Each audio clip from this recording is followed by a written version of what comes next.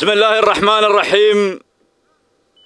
متابعونا الكرام، أسعد الله صباحكم وكل أوقاتكم بالخير واليمن والبركات. نحييكم من أرضية ميدان سيح الظبا لسباقات الهجن العربية الأصيلة في صباحية هذا اليوم السبت 6/7 لعام 2024 على هذه الشارع المقدمة من صندوق هذا الميدان. إذن على بركة الله وتوفيقه انطلق الشوط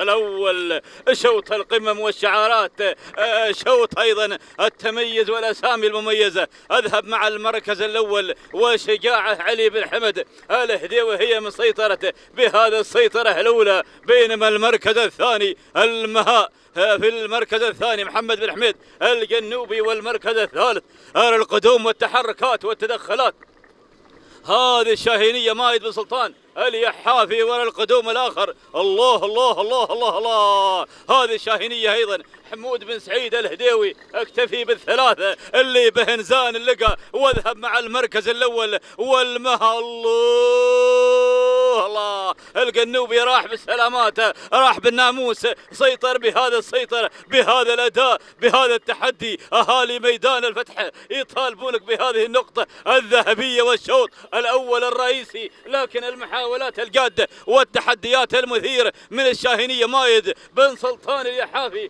وأيضا حمود بن سعيد الهديوي في ثالث المراكز من الفوز والانتصار. الله الله الله الله. وأيضا علي بن حمد قادم، ولكن أعود مع المها. الله يا المها يا سيطرة المها، راحت بالناموس، راحت بالانتصار. الشوط الأول مزته غير حساس، يجمع نقوة أبكار. راح القنوبي، راح بالسلامات، راح بالفوز، راح بالانتصار مع المركز الأول بدون أي أوامر ولا شبه أوامر. ما شاء الله تبارك الرحمن. إذن يذهب بالسلامات إلى هذا الشعار وهذا الفوز المستحق محمد بن حمد القنوبي يحصل خط النهاية معلن الفوز والناموس والانتصار. المركز الثاني أتتنا في المركز الثاني أيضا اللي في المركز الثاني